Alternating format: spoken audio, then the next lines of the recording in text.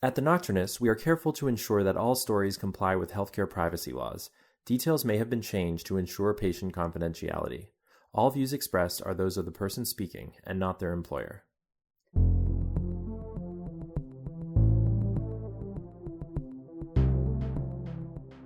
I'm Emily Silverman, and this is The Nocturnists, stories about what it's like to work in medicine.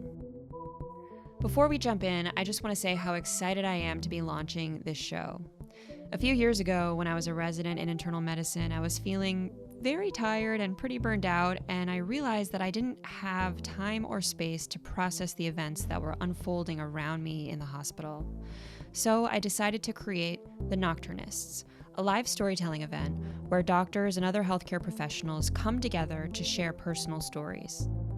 We've received tremendous response to our project, which I'm so grateful for, and I'm so excited to be bringing these stories to a broader audience. Today's episode features Ben Lerman, an emergency medicine physician who also has an MFA in creative writing. In this story, Ben describes how his ability to empathize with patients deteriorated throughout his medical training, and how a chance meeting with a patient outside the hospital helped set him back on track. After the story, Ben and I chat about physician burnout, the power of the arts and humanities to educate audiences, and how tough it is to measure that impact. All topics that are near and dear to my heart. I think you'll really enjoy it. And now, I give you Ben Lerman. So, I believe that I started out with at least the usual allotment of empathy. Maybe even a little bit more. I was in an 11th grade class where they were showing a Red Cross first aid movie, and I had to leave the room. And the people being, the injuries being depicted in the movie were being depicted on stick figures. Okay? So I started out, I think, fairly sensitive, maybe overly so. And I was certainly still that way a few short years later when I was a young medical student at Henry Ford Hospital in Detroit. I have perversely chosen to go exactly against the grain, right? I should have been a radiologist or a pathologist. I practically fainted the first time I walked into an operating room, but no, I decided I have to go into emergency medicine. And along the way, I've learned to draw blood and start IVs, and I've developed some of the necessary distance that I think you have to take care of somebody. As a doctor. I just think that you need some emotional gap. And some of that's important and is functional. But I think anybody who's been through residency knows that residency takes you beyond that point in a lot of ways. The ridiculous hours, the fact that you're being asked to do things that you maybe don't really feel ready to do, responsibilities that you think, I don't know how to do that. Yeah, sure you do. You go right ahead and do that. And especially the sleep deprivation. So that I think those things all conspire to take you from, or took me anyway, from a point of useful emotional distance and beyond to, I would say, emotional numbness. So that, when I was on my surgical rotation, I remember looking really longingly at the person on the table in the operating room and thinking, I would trade places with you in a heartbeat. You can do whatever you want to me, just let me sleep.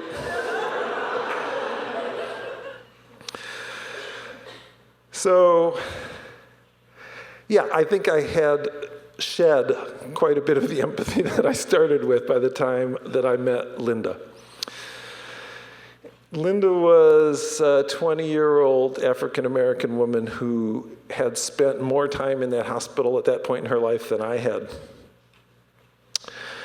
She had a horrible disease, a disease that I hadn't yet learned to grant its due respect, a disease that would grab her by a limb and crush that limb flat till it died, except that to a young physician, the limb looked totally normal.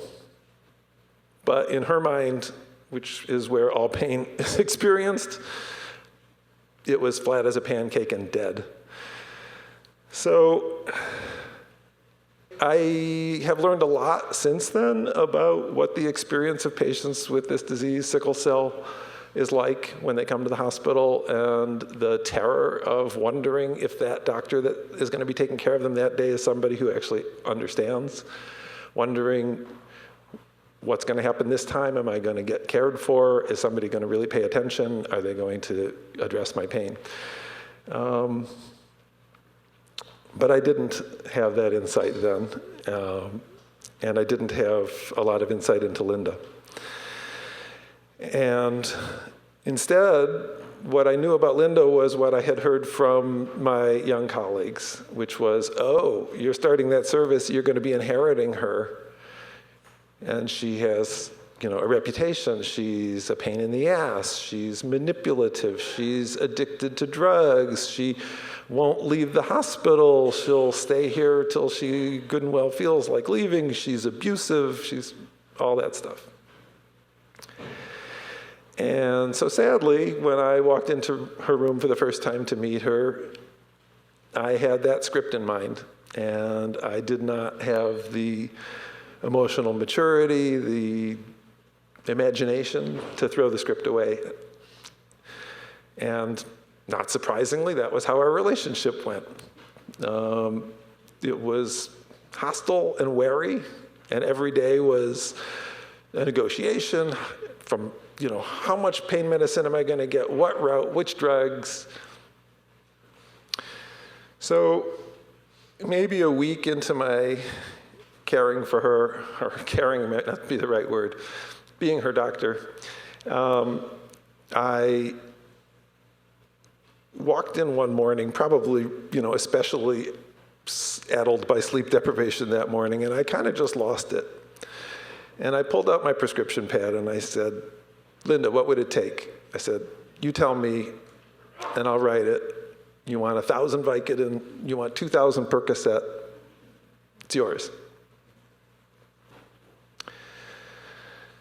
And she said, I think I actually am feeling like I'm ready to go home.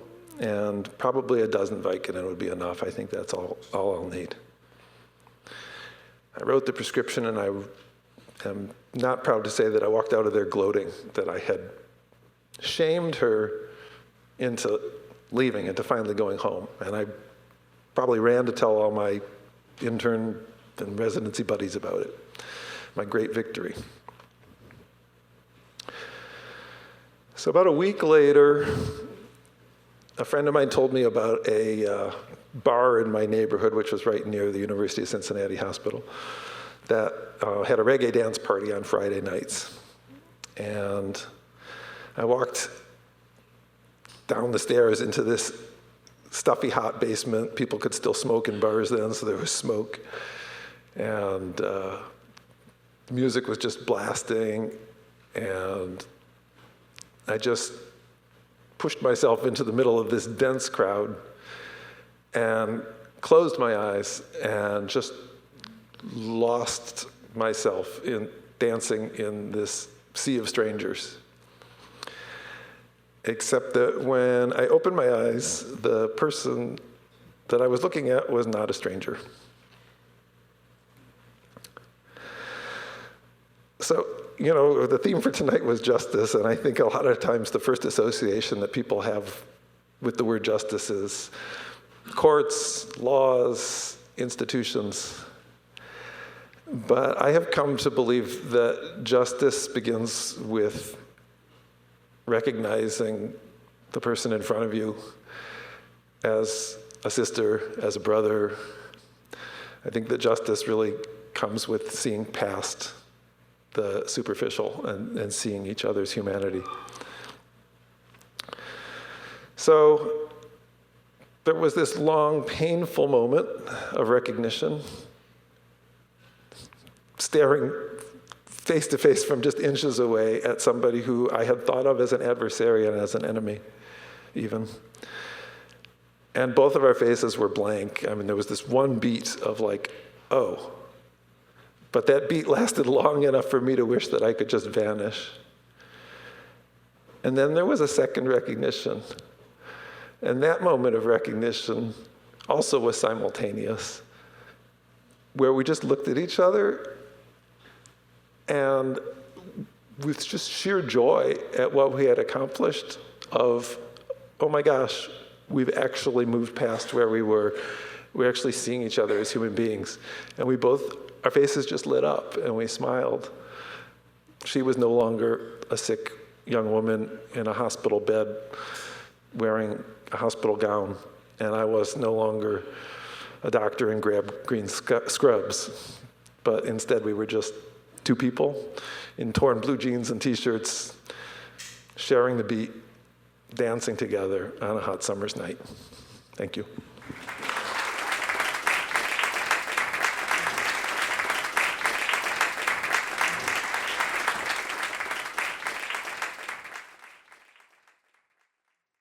I want to thank Ben Lerman for being here. Thanks for having me. How did it feel to perform the story, and what were the reactions you got from friends and family hearing your story? Yeah, thanks for asking that question. It was really powerful. Preparing the story that I told that night, I mean, I spent a lot of time actually thinking about the events that were covered in the story. I knew that I had been affected by that experience, but the process of figuring out how to tell that story forced me to really analyze, why was I so affected by that experience? What happened there? What changed? Why do I still remember this 30 years later? So, I think the teller or the writer of a story learns at least as much as everybody else that hears the story by going through that process and getting people's reactions from it afterward. Was very gratifying that other people, found it meaningful also. Mm-hmm. And those questions that you were asking just moments ago, what did you learn from that experience? Why are you remembering this incident years down the road? Will you share with us some of the answers that you came up with? Yeah.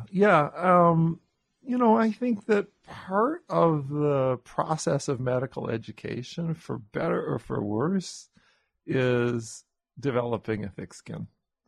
It's inuring yourself to all the suffering that's around you. And some of that is absolutely necessary. The last thing you want as a patient is a doctor who's so overwhelmed with emotion, compassion, grief, that they can't look at you clear-eyed enough to figure out what to do and how to help you.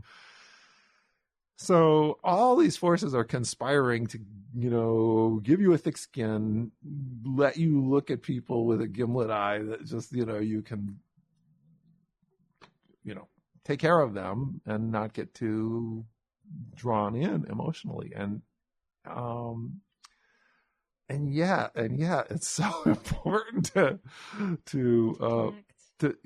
connect, right? And I felt like it took me, maybe decades as a doctor to get to where I wanted to be in terms of my ability to connect with people. And some of it has to do with really mastering the mechanics of being a doctor, knowing that,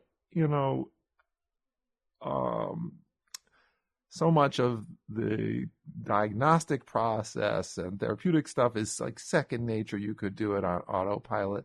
And then for me anyway, that was what it took before I had the mental bandwidth to say, okay, I've got enough left over now that I think I can really spare what I need to form an emotional bond with somebody the way I want to. I'm not saying that I hope I wasn't a really callous doctor when I was younger, but I do feel much more capable now of making those connections. So why was the story important? Because it was maybe, one of the earliest or most potent reminders that I had as a young doctor that, wow, wait, I've been doing a really good job of just compartmentalizing all these people that are in the hospital as the sick people. Right. But they're everybody. They're my friends. They're my family. They're human beings with lives outside this setting. Yeah. Do you think that the process of striking that balance of putting up enough of an emotional barrier that you're protecting yourself, but not too much of a barrier that you cannot connect with your patients, the ability to strike that balance, is that something that you think inevitably comes later in a doctor's career once they've mastered the diagnostics, the therapeutics, the autopilot? Or do you think there is a way to teach people how to reach that balance point earlier on? Yeah, that's a great question. And I think one of the things, I'm just thinking on the fly because I hadn't really given that a lot of thought before, but one of the contributors to the distance that I experienced as a younger doctor was part of it was fear and anxiety of like, I'm supposed to be the authority. I'm supposed to know exactly what I'm doing. I can't let any chink in the armor show. I think for me, part of what made it hard to connect was the utter lack of self-care that I was experiencing. And one of the parts of your story that really resonated with me was when you described this perverse desire to swap places with the patient, this visceral need to be cared for. And so that's something that I've been thinking a lot about, that if we can find a way to take better care of our young doctors, maybe, just maybe, they'll have more emotional reserve, more money in the bank, emotional money in the bank to spend on their patients. Absolutely. Again, I mean, if you're just, operating on the thin edge of exhaustion all the time. But I'm thinking about even the phase right after that, where maybe you're not working such crazy hours. Maybe you do have a little more time and a little bit more of a life, but you still perhaps are carrying around this anxiety of needing to, have this image of perfection and of omnipotence and omniscience when it's actually okay to not be that. Right. This godlike quality that people put onto the doctor. Right. That it's all untrue. We're just people too. Right. Yeah. Right.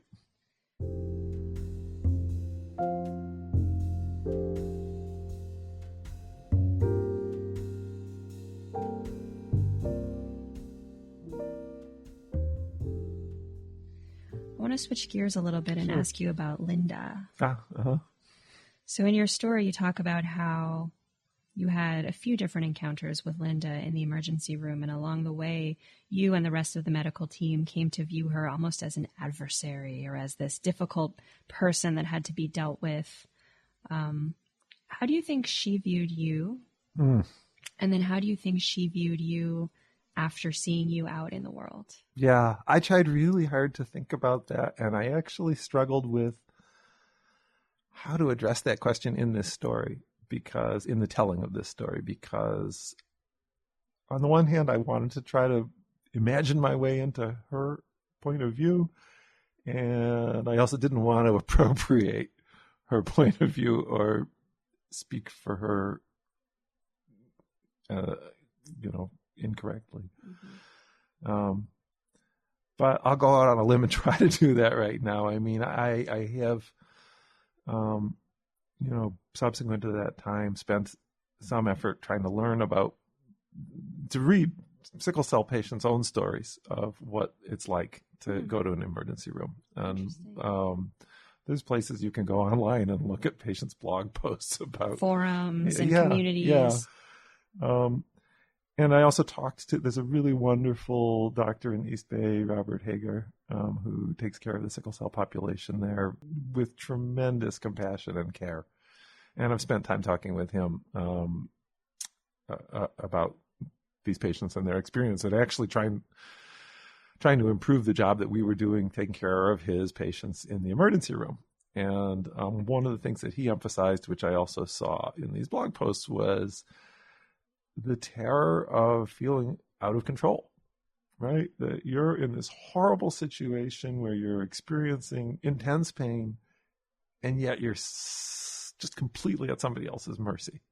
And, so one of the things that he talked about was just really quickly, when such a patient shows up in the emergency room, quickly addressing their pain, quickly reassuring them that you're going to take care of them, and doing it aggressively. It doesn't necessarily mean, taking orders from them about, oh yes, which pain medicine do you want today? Obviously there's doctor judgment involved here too, but establishing that trust that yes, I am going to do something. I am going to help you. And I believe you, is really important. So when I think about what was Linda's experience, I'm, very sorry to say it wasn't that. I'm sure her experience was over and over again coming to the ER and feeling like people didn't trust her, didn't believe her, because we didn't, to be, blunt about it, that people, saw her as a drug seeker, if not a drug addict. And inevitably the issue of race comes into this, right? Sickle cell is almost exclusively a disease of African Americans in this country. So most of the doctors, in fact, I'm trying to think back to my residency class, it wasn't entirely a white class, but it was mostly. So she was mostly seeing white doctors. So there was lots of reasons. A lot of different layers to the experience. Lots of it, yeah.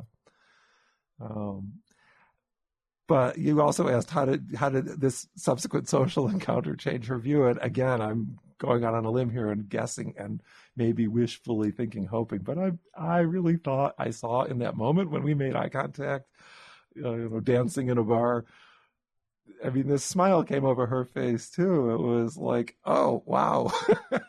Both of us were released from the prison of our images of each other.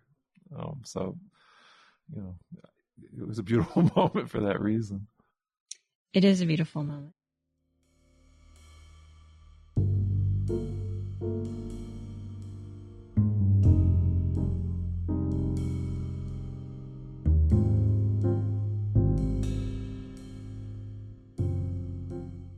I feel like I have a little bit in common with you in the sense that I always struggled with the fact that I had a bit of a creative streak and was worried that by pursuing a path in medicine that side of myself would wither away. Mm-hmm. And I'm constantly struggling to balance the two sides of myself, the side of myself that is more objective and focused on logic and reason and inquiry and data, and the side of myself that is more humanities-based and is more about the subjective experience and humanism and poetry and art and all of those beautiful things.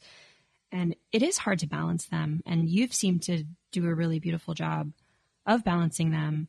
So I'm curious, could you talk a little bit about how you do that? And specifically, how did obtaining the MFA degree fit into striking that balance? Yeah. I think the most helpful thing about doing the MFA was that it gave me a socially sanctioned reason to cut back on my medical work and to carve out time to write.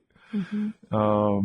And I think it's hard without something concrete that you could really, maybe somebody with a stronger character than my own could just do that without that structure. But for me, I needed to be able to say, yes, I'm cutting to half time because I'm going to school now.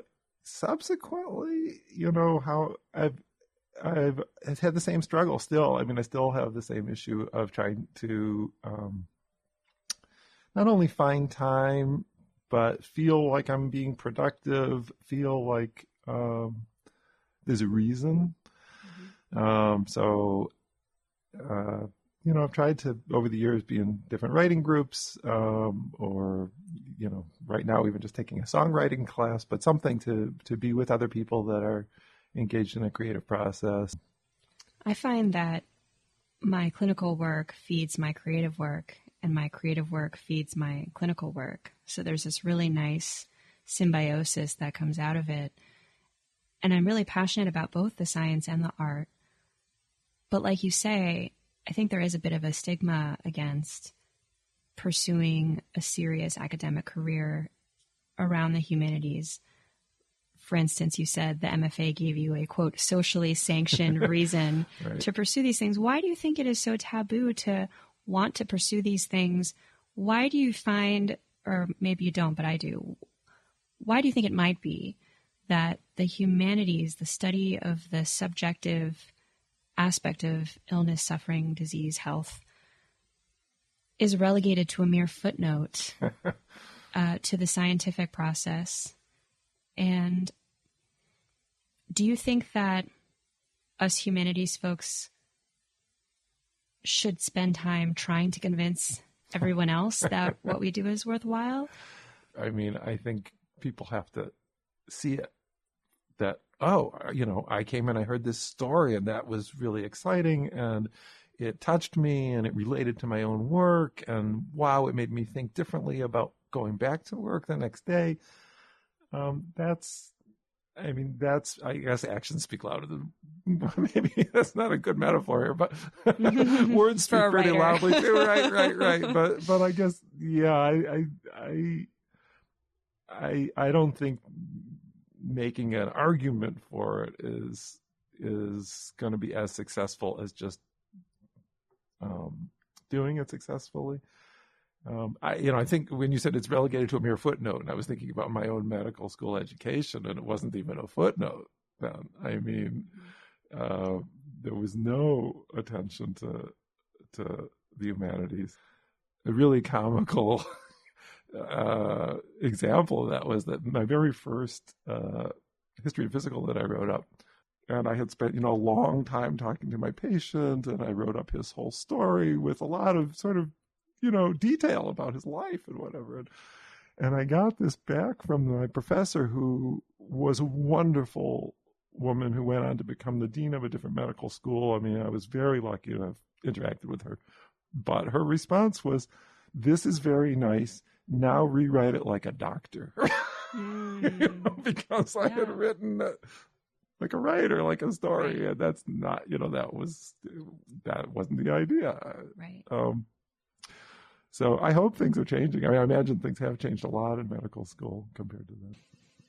I think things have changed a lot. I think people are incorporating the psychosocial aspects of medicine into curricula more and more. There is definitely a focus on measuring impact. And I always find that it's very difficult to measure the impact of something like art.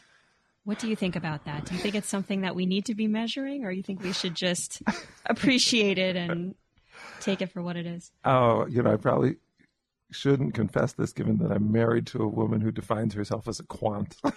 She's an epidemiologist, and it's all about measurement and loves that stuff. And I totally get it in some realms. In this realm, I don't think we need to make the argument with numbers or even with elaborate essays. I think the argument is made when people have the experience and go, "Oh, I get it. I need this. I want this."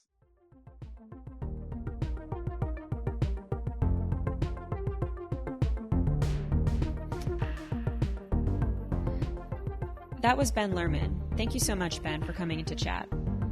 And thank you, audience, so much for tuning in to our first episode. If you liked what you heard, please subscribe. And since we're a new show, please share with your friends, family, and colleagues. Extra points if you throw us a review on iTunes. I just want to thank the entire Nocturnist team for all the hard work that went into this project. Our podcast producer, Marina Poole, who edited this whole thing together. Our executive producer, Ali Block, who's been working on this project with me for a couple years now. Our fabulous intern, Celine Ross. Our graphic designer, Stephanie Muscat. And Yosef Monroe, who composed our original theme music. Any other music comes from Blue Dot Sessions. See you next time.